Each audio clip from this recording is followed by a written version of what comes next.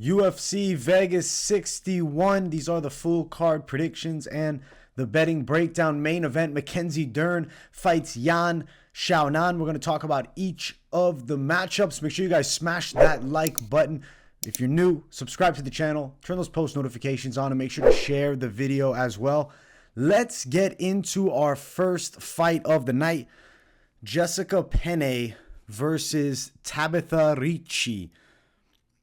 I like Jessica Penne in this fight.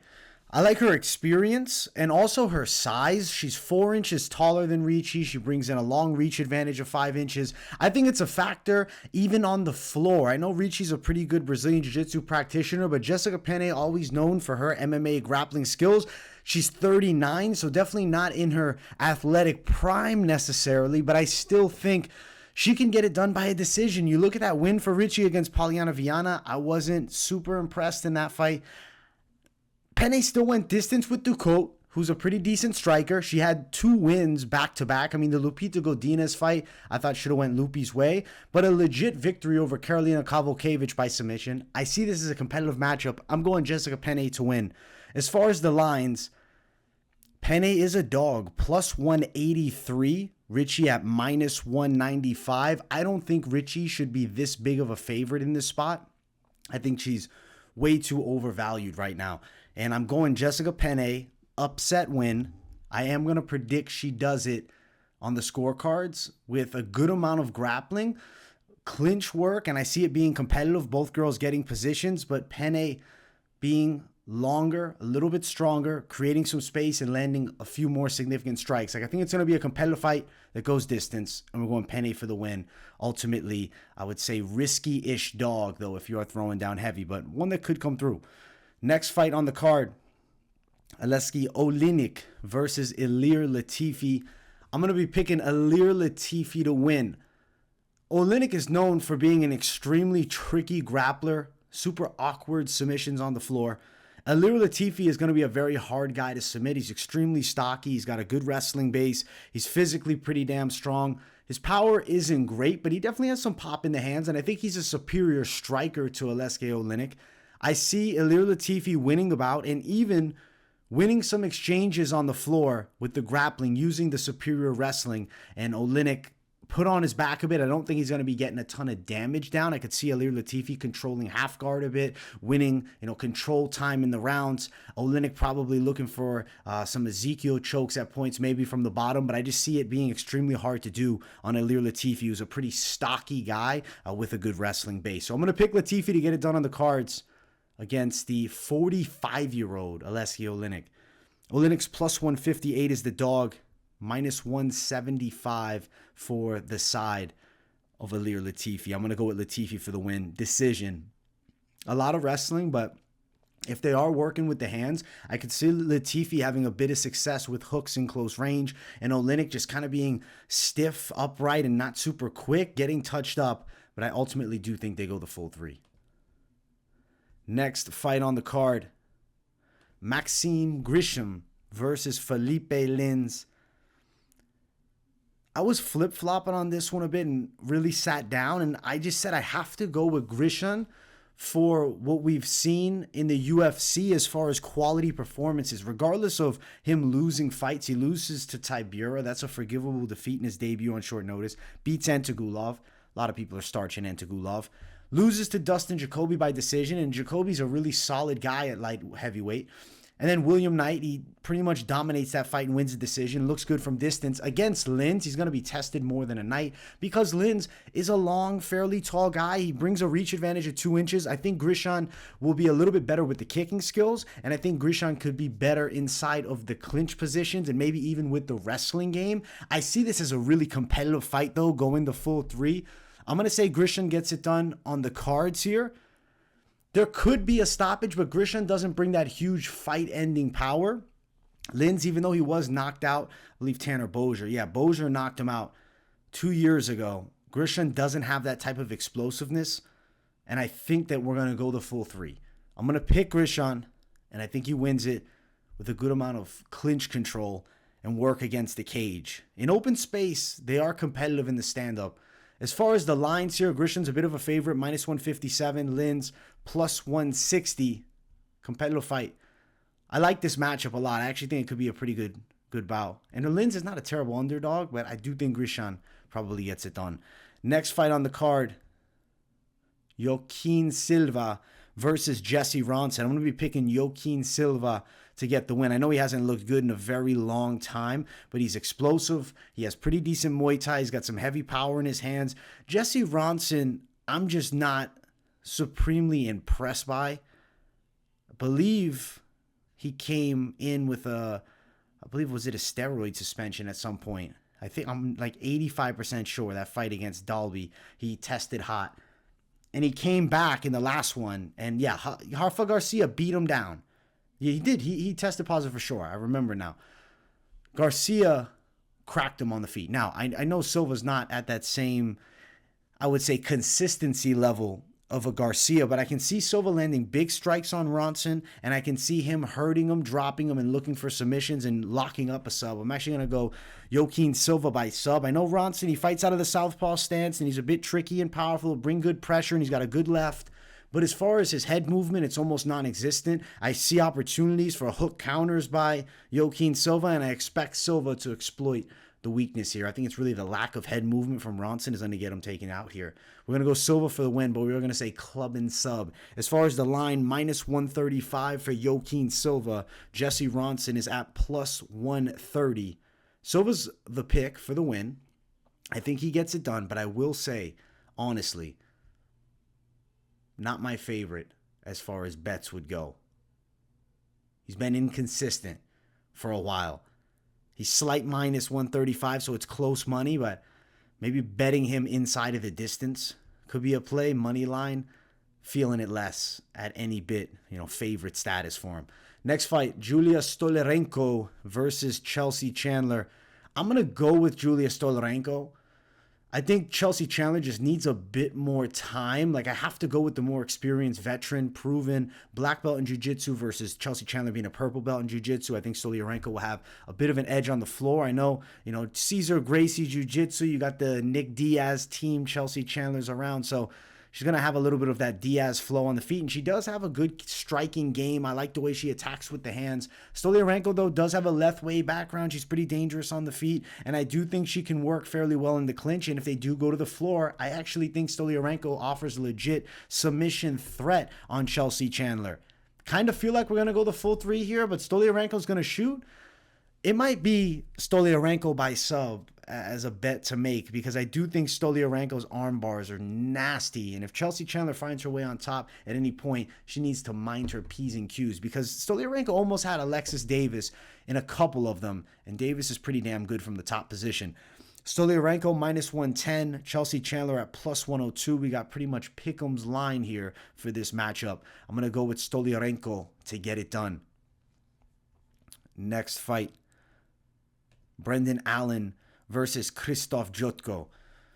I'm actually really excited to see these two face off. I think Krzysztof Jotko is going to win.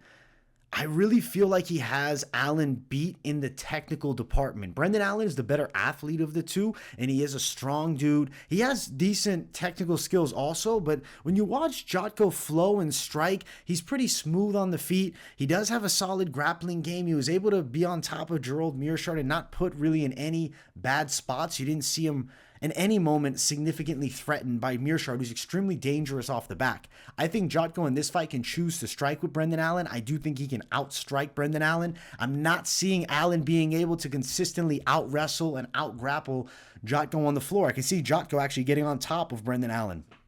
I think Jotko gets a win by decision and what should be a pretty good fight. I got to go with the experience of Jotko. I think he's a really good technical fighter. Jotko's got the skills, and he's quietly made a bit of a run. Just, one loss in the mix was to Sean Strickland, who's a top contender. Krzysztof Jotko's pretty damn good right now, and he's definitely come a long way. The stand-up to me has improved a ton. I think he's going to beat Brendan Allen here. Allen's still a good prospect. He's super young at 26. that age difference and that time of, training martial arts, I think is going to be the difference maker. Allen, even though he has a bit of that speed, athleticism edge, I don't think it's enough to capitalize on, I think, a difference in the skill set, especially in the striking. So we'll go Jotko by decision. Jotko is a slight favorite, -112. Brendan Allen at +105. I like Krzysztof Jotko to get himself a win. I actually really love this fight. This might be my favorite fight on the card. Crazy enough. And it's a prelim bout too. I think that deserves to be on the main card. Featured prelim. Randy Costa and Guido Cannetti. These two are going to throw down and someone's getting finished.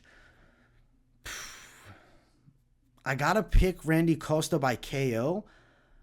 But I don't want to, but I have to, 100%. I just think that's the most likely method of outcome in this fight. Guido Cannetti's 42. He's a bit hittable with straight shots, and Costa's really good from distance, where Costa struggles is in the close range. Guido Cannetti can put a good pace on his opponents, close that gap, look to land powerful shots. He does have a bit of pop in his punches, really good hooks, and I think Guido Cannetti being a southpaw could be an interesting factor in this matchup. Though I think Randy Costa in this fight will do fairly well from range. He's 3 inches taller. He brings in that 5-inch reach advantage. I think it's a pretty valuable asset in this fight, is the reach edge. Because with Costa, what we saw against Tony Kelly is guys who really pressure him, he may wilt a bit. And if he gets hurt, he may go down and you can get that ground and pound off of him. But Randy Costa from range shines. He looked extremely good against Adrian Yanez with his jab in the first round. I think he can have a lot of success on Cannetti from distance. He just needs to be very cautious inside of that close range. And he needs to make Cannetti feel the sting of his punches to keep Cannetti away from him and get that respect. I do believe he does that. I'm going to go knockout, KO, TKO, Randy Costa. Thinking in the first or second round for this fight. Costa to win, -280. Very large line that shouldn't be this wide. Cannetti +248. I know Cannetti's old at 42, but he doesn't deserve to be this big of an underdog here. To me, this is -175 to +140, like something closer than that. I don't see this as more than a 2-1 line at max, but instead nearly 3-1 for Randy Costa. But I'll pick him to win still. Let's jump towards the main card. If you guys haven't yet, make sure to smash that like button. And if you're new, subscribe to the channel. It is Mike Davis and Viacheslav Borshchev, a.k.a. Slava Claus. I am going to have to pick Mike Davis here. I really want to pick Slava, but I'm just worried that you're going to see the gap in the wrestling again. Davis has a wrestling background, though he's known for his stand-up. He's fought as a pro boxer. He does well striking in MMA. He has a wrestling base that is going to be superior to what Borshchev has when they get to the floor. You saw what Jacasey did. He was able to control him throughout. I don't think Davis has that same plan of attack of purely just wrestling with Borshchev. I think Davis is going to want to test his stand-up a bit with Borshchev, but he will look to mix in takedowns. If Mike Davis, though, is overzealous standing up, I will tell you guys this. I wouldn't be shocked if Borshchev catches Mike Davis at the end of the second round or sometime in the third round, because as we get to the later stages of the fight, as Davis gets tired, that wrestling in the back pocket might not be as viable of an option. If he's caught up in a striking match with Borshchev, I would take a more tired Borshchev over a tired Davis in the stand-up. Davis is not easy to finish. He's a durable guy, but if Borshchev lands a clean hook on majority of lightweights, they're going to drop. I'm going to pick Davis to win. I'm going to say he does win a decision, and he's going to look successful for the wrestling, but you might want to look at that Borshchev win by KO prop. Betting side, it has to be brought up. The lines here, Davis -157, Borshchev +155. I'm curious if that prop's out yet. No, we don't have it yet. We'll talk about the props in depth on this week's Best of MMA Bets and all throughout the week. We'll go Davis by decision against a game Borshchev here. Next fight, Sodiq Yusuff and Don Shainis. I'm picking Sodiq Yusuff, and the line is crazy wide. I'll read it off right now. -877 is best value for Sodiq. Don Shainis is +750. Listen, Don Shainis, if he gets on top of Yusuff, could actually be really dangerous. He could have some ferocious ground and pound and get a stop, but most likely he's going to find it extremely hard getting on top of Yusuff. If they get into a striking match, Yusuff is 100% the more technical striker. He's more crisp with the hands. He's going to find counter shots, and I think he could hurt Don Shainis bad on the feet. I'm going to call it third round KO for Yusuff. Yes, I do think Shainis survives a bit. Could definitely get stopped earlier, but I feel like he's going to be able to sit in there and go a bit longer, especially he'll be looking to try and wrestle a bit. If Shainis gets overzealous on the feet, he will be caught by a counter shot by Sodiq Yusuff, especially because Shainis at times will overthrow to try to close that distance. If he gets on top of Yusuff, we have a very interesting fight on the floor. I just don't think Shainis will have a ton of success getting to the top spot here. We're going Sodiq Yusuff by KO, thinking probably later, but it could land clean and get done earlier. As far as the lines, as I mentioned, disgustingly wide, minus 877, Shainis plus 750. We'll ride with Yusuff for the win, but he's an unplayable favorite. Raoni Barcelos and Trevin Jones. I'm very worried that Raoni Barcelos has lost his touch. He's 35. He's fighting Trevin Jones, who he gives good fights and he has decent wins, but he's fairly inconsistent. I just feel like Jones has that X factor of power in the back pocket, and Barcelos has slowed down, so I'm going to pick Trevin Jones by knockout. Could come to really bite me in the ass, but I feel like if you look at Barcelos versus Victor Henry, there's spots where I see Henry touching him up with good shots that I think even a Trevin Jones could land. Barcelos, to me, seems more hittable. He seems not to have the same punch reflexes that he once did. I think he's going to get touched by Trevin Jones and put down here. Barcelos is on a losing streak. He's over that 35 mark at bantamweight. To me, he's a red flag, and he's a decent size favorite. Barcelos is sitting at minus 210. Trevin Jones, even in fights he's losing throughout, he can always have that X factor of a big shot, and he tends to be losing a fair amount of fights, come back and land. He's going to bring that power threat throughout the full 3 rounds. Barcelos is going to be at risk of getting hit. Now, there's no questions really about the Barcelos chin, but he has been stunned before. Could Trevin Jones be the guy that puts him unconscious?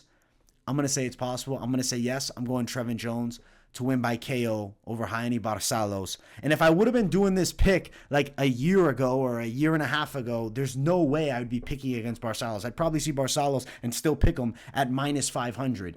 But times, I guess, have shifted. Barcelos has taken some losses, and I think Trevin Jones could find that gap on an older Barcelos. Barcelos is still a good-sized favorite at minus 210. Jones, though, you get the plus money, plus 196. We'll go Jones by knockout. Next fight. Featured bout of the night. John Castañeda versus Daniel Willy Cat Santos. Guys, I'm picking Willy Cat to win. I think he's really dangerous with the Muay Thai. If he can keep this fight on the feet, he has a clear advantage, in my opinion, over Castañeda. Now, Castañeda is tricky, fights out of the southpaw stance, very pressure-based attack, but is pretty patient with it. And he also knows he has that wrestling in the back pocket, brings high volume. I don't want to compare him to like Henry Cejudo-esque style, but he does have decent wrestling, pretty solid hands, slowly breaks opponents down with his pressure and his volume. But Daniel Willy Cat Santos does have really nasty Muay Thai. If he can make Castañeda respect that power coming back at him, he can find a lot of success in this fight. Willy Cat has knockout power. I think he could be a guy that sleeps John Castañeda. Now, Castañeda is knockout loss on his record. I went back and watched that fight. It was against a guy named Matt Brown. He wasn't completely out, but he was pretty damn stunned. Willy Cat 100% has the power that could finish a Castañeda. I'm going to say he does get it done by knockout. I'm thinking second round KO for Daniel Willy Cat Santos here. As far as the lines, Santos is plus 177, Castañeda at minus 200. I like Willy Cat. I'm a fan of Willy Cat too. I like the style. I like the name. I like the Muay Thai. And I think if he's upright, if he's on the feet, he can crack that chin of Castañeda and get him out of there and get himself his first UFC win also. Co-main event, it is Randy Brown versus Francisco Trinaldo Masaratubo. I have to pick Randy Brown in this fight because Trinaldo's 44. And Brown is 100% getting better. He beat Chaos Williams. I know he was dropped multiple times in that fight, but he looked really good from distance. He was kickboxing at an extremely high level. Beautiful front kicks, good head movement, straight shots, keeping Chaos for the most part away from him. I think he'll be able to keep Trinaldo away from him for the most part. If they do go towards the floor, Randy Brown 100% has the jiu-jitsu to match Trinaldo. What is the difference maker here? Trinaldo is 100% the physically stronger guy of the two. Now, Trinaldo's not known for elite level wrestling. He's never been a great wrestler. He has okay takedowns. And if he gets on top, though, he's heavy on top. He's a hard guy to shake off. He's very well built. He's stocky 5'9" at 170, whereas Randy Brown's 6'3". I'd have a hard time seeing Brown get the submission from the bottom. So if he is under Trinaldo, there's a lot of control time possibility. And it's not impossible for Brown to eat some big strikes and get TKO'd on the floor. We've seen him knocked out in the past. I'm going to pick Brown to win, but you have to be wary of the chin. Watch for Trinaldo's overhand. Watch for Trinaldo in top position. And looking at the line here, minus 300 for Randy Brown, that's way too wide. Trinaldo's plus 270. I think if Randy Brown minus 175, minus 200 in the spot. Younger guy, range advantage. Looked pretty good aside from getting dropped a few times against Chaos Williams. But you can't have Trinaldo as this big of a dog. So betting-wise, you got to be cautious on the Randy Brown side. Trinaldo, 100% veteran, tons of pro experience. Game as they come. Durable always. I'm going to pick Randy Brown to win, but it's a scary fight. The OG Trinaldo could find a shot here and knock him out. But we'll pick Brown by decision. Main event of the evening. If you guys haven't yet, make sure to smash the hell out of the like button. And if you're new, subscribe to the channel. It is Mackenzie Dern versus Xiaonan. I got to tell you guys, I actually really love this matchup, and I'm super curious to see it. I'm going to pick Mackenzie Dern to win. I do think training with Jason Perillo, that stand-up, by this point, how long has it been since that Rodriguez fight? That was 11 months ago, 5 months ago from the last one. More and more time training with Perillo. The stand-up will be improving. I know Dern has this awkward flurry she'll do at times and like duck her head and wing punches over. I think she's got to kind of stop doing that because somebody's going to catch her with some type of uppercut or maybe even a knee or grab the tie clinch and start beating her up from there. Obviously, you know what? Maybe not the tie clinch because people are very fearful of Dern getting at the legs, which I guess when you have extremely good jiu-jitsu or extremely good wrestling, you get away with these things that just shouldn't work in striking because of your threat of grappling and then your opponent worried about the potential takedown. In this fight, I kind of see that as a factor. Xiaonan knows if she is on the ground with Dern, she's in trouble. Mackenzie Dern has the vastly superior jiu-jitsu here. She's 100% a submission threat on Xiaonan. Now, Xiaonan was submitted on the regional scene many years ago. Inside of the UFC, she was beaten up by Carla Esparza from Crucifix. She lost a controversial decision to Marina Rodriguez. Yan is not an easy out for Mackenzie Dern. It's 5 rounds as well, and Dern was fading a bit and had moments of, fatigue in that fight against Rodriguez over 5 rounds. But she's always game, and if she gets fights to the floor, she has a legit edge over the vast majority. I'm going to say Dern does get it to the floor, and I'm going to say she gets a 4th round submission of Xiaonan here. In the striking, I think Xiaonan is extremely crisp. I really like the stand-up. I think she can attack the legs and beat Dern up with the boxing a bit. The problem with Dern for Yan, the threat of the takedown will have Yan overthinking, and when she does Dern these weird ducks, these weird awkward moves, she's going to land punches that might wobble Yan a bit and then set the takedown up for Dern. She's going to find takedowns at some point. She's going to find her way on top, and I think she finds her way probably to the neck. I'm going to say win, submission, Mackenzie Dern over an extremely game and excellent striker in Xiaonan. This should be a very good fight, and we have 5 rounds too. I think it's going into that championship 4th round. Plus 195 for Yan. Dern sitting at minus 219. The lines are a bit wide, but this is an even fight. This is going to be a great battle. I actually think this is amazing matchmaking for the strawweight division. If Dern wins, they want her near that title. She would sell extremely well going into a title fight. And a win over Xiaonan is pretty damn good. I know she lost to Marina Rodriguez. Dern also has a loss to Rodriguez. But I thought you could have gave Yan that decision over Rodriguez too. But styles make the fights here. I'll pick Dern to win. I'm going to say submission. Late 4th round here. Overall, I actually think this is a pretty fun card. A lot of interesting matchups and names, but the action potential, I think, is pretty damn high. I can't wait for it. I'll be live for the entire thing, so make sure you guys tune in to the channel for the Fight Companion. I hope you guys enjoyed the full card breakdown. Make sure you guys smash that like button. If you're new, subscribe. Turn those post notifications on and make sure to share the video as well. Let me know what you guys think in the comments. If you don't have anything to say, but you just enjoy the content, drop a W in the chat as always to boost the algorithm. Keep it locked in here at MMA Experts. Video just dropping each day of the week. And I will see you all in the next one. Peace, guys.